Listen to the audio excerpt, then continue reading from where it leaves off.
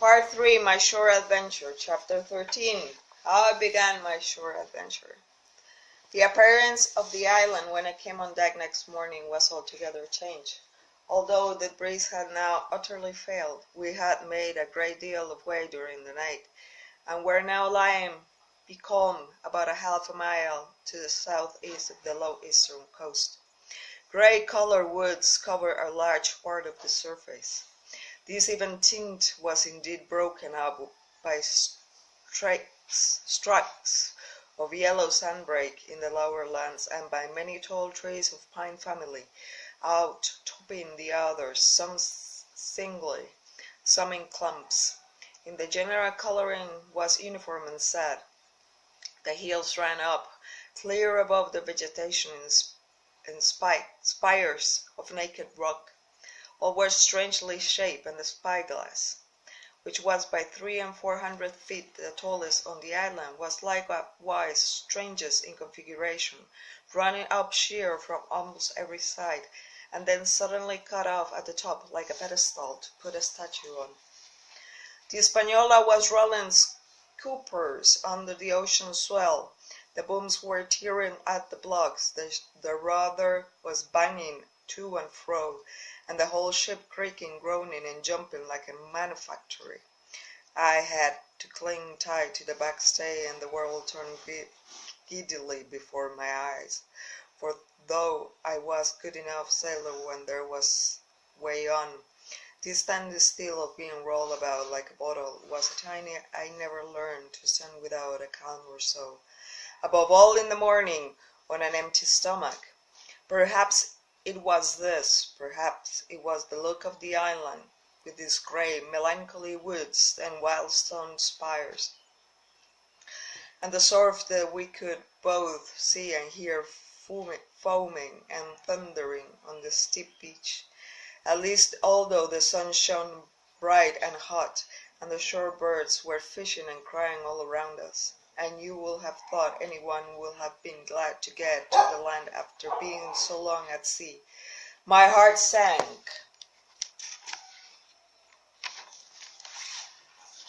As the saying is, into my boots, and from the first look onward I hated the very thought of Treasure Island.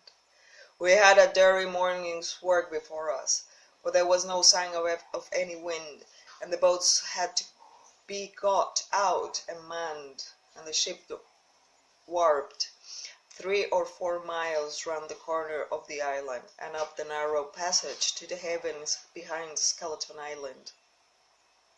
I volunteered for one of the boats, where I had, of course, no business. The heat was sweltering, and the men grumbled fiercely over their work. Anderson was in command of my boat, and instead of keeping the crew in order, he grumbled as loud as the worst. Well, he said with an oath, isn't not forever. I thought this was a very bad sign, for up to that day the men had gone briskly and willingly about their business, but the very sight of the island had relaxed the cords of discipline. All the way in, Long John stood by the steersman, and coned the ship. He knew the passage like a palm of his hand, and though the man in the chains got everywhere more water than was down in the chart, John never hesitated once. There's a strong score with the ebb, he said, and this here passage has been dug out, in a matter of speaking, with a spade. We brought up just what the anchor was in the chart, about 1/3 of a mile from either shore, the mainland on one side and Skeleton Island on the other. The bottom was clean sand. The plunge of our anchor sent up clouds of birds wheeling and crying over the woods, but in less than a minute they were down again, and all was once more silent. The place was entirely landlocked, buried in woods, and trees coming right down to high water mark, the shores mostly flat, and the hilltops standing round at a distance in a sort of amphitheatre, one here, one there. 2 little rivers, or rather 2 swamps, emptied out into this pond, and you might call it, and the foliage. Round at the part of the shore had a kind of poisonous brightness. From the ship you could see nothing of the house or stockade, for they were quite buried among the trees, and if it had not been for the chart on the companion, we might have been the first that had ever anchored since the island rose out of the seas. There was not a breath of air moving, nor a sound but that of the surf booming half a mile away along the beaches and against the rocks outside. A peculiar stagnant smell hung over the anchorage, a smell of sodden leaves and rotten tree trunks. I observed the doctor sniffing and sniffing like someone tasting a bad egg. I don't know about treasure, he said, but I'll stake my wig. There's fever here. If the conduct of the men had been alarming in the boat, it became truly threatening when they had come aboard. They laid about the deck, rolling together in talk. The slightest order was received with a black look, and grudgingly and carelessly obeyed. Even the honest hands must have caught the infection, for there was not one man aboard to mend another. Mutiny, it was the plain, hung over us like a thundercloud. And it was not only we of the cabin party who perceived the danger. Long John was hard at work, going from group to group, spending himself in good advice, and as for example no man could have shown a better. He fairly outstripped himself in willingness and civility. He was all smiles to everyone. If an order were given, John would be on his crutch in an instant with a cheerless, "Hey, hey, sir," in the world. And when there was nothing else to do, he kept one song after another, as if to conceal the disconnect of the rest. Of all the gloomy features of that gloomy afternoon, this obvious anxiety on part of Long John appeared the worst. We held a council in the cabin. "Sir," said the captain, "if I risk another order, the whole ship will come about our ears by the run. You see, sir, here it is. I get a rough answer, do I not? Well, if I speak back, pikes will be going into shakes. If I don't, silver will be there something under that, and the game's up. Now, we've only one man to rely on." "And who's that?" asked the squire. "Silver, sir," returned the captain. "He's as anxious as you and I to smother things up. This is a thief. He'll soon talk them out of it if he had the chance. And what I suppose to do is to give him the chance. Let's allow the men an afternoon ashore. If they all go, well, why, we'll fight the ship. If they none of them go, well, then we hold the cabin, and God defend the right.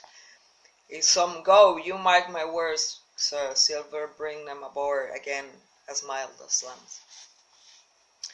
It was so decided. Loaded pistols were served out. All the shore men, Hunter, Joyce, and Redruth, were taken into our confidence, and received the news with less surprise and better spirit than we had looked for.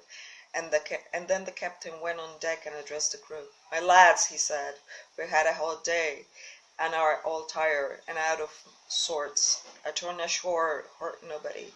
The boats are still in the water. You can take the gigs, and as many as please can go ashore for the afternoon. I'll fire a gun half an hour before sundown." I believe the silly fellows must have thought that they would break their chins over treasure as soon as they were landed, for they all came out of their sulks in a moment and gave a cheer that started the echo in a faraway hill and sent the birds once more flying and squalling around the anchorage. The captain was too bright to be in the way. He whipped out of sight in a moment, leaving Silver to arrange the party, and I fancied it was well he did so. Had he been on deck, he could no longer so much as have pretended not to understand the situation. It was as plain as day. Silver was the captain, and a mighty rebellious crew he had of it. The honest hands, and I was soon to see it proven that there was such on board, must have been very stupid fellows. Or rather, I suppose the truth was this, that all hands were disaffected by the example of the ringleaders, only some more, some less, in a few, being good fellows in the main, could neither be led nor driven any further. It is one thing to be idle and skulk, and quite another to take a ship and murder a number of innocent men. At last, however, the party was made up. 6 fellows were to stay on board, and the remaining 13, including Silver, began to embark. Then it was that there came into my head the first of the mad notions that contributed so much to save our lives. 6 men were left by Silver. It was plain our party could not take the ship. And since only 6 were left, it was equally plain that the cabin party had no present need of my assistance. It occurred to me at once to go ashore. In a jiffy I had slipped over the side and curled up in the fore sheets of the nearest boat, and almost at the same moment she shoved off. No one took notice of me, only the bower saying, "Is that you, Jim? Keep your head down." But Silver from the other boat looked sharply over and called out to know if that were me, and from that moment I began to regret that I had done what I had done. The crews raced for the beach, but the boat I was in, having some start and being at once the lighter and the better manned, shot far ahead of her consort, and the bow had struck among the shoreside trees, and I had caught a branch and sucked myself out and plunged into the nearest thicket, while Silver and the rest were still 100 yards behind. "Jim, Jim," I heard him shouting, but you may suppose I paid no heed, jumping, ducking, and breaking through, and I rushed straight before my nose till I could run no longer.